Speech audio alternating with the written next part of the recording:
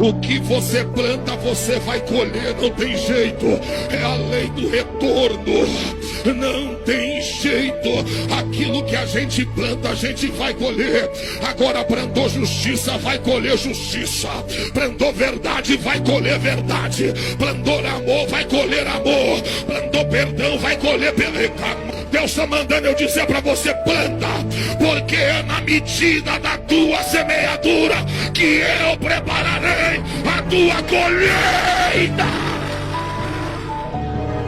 Limpa o coração, irmão. Limpa o coração.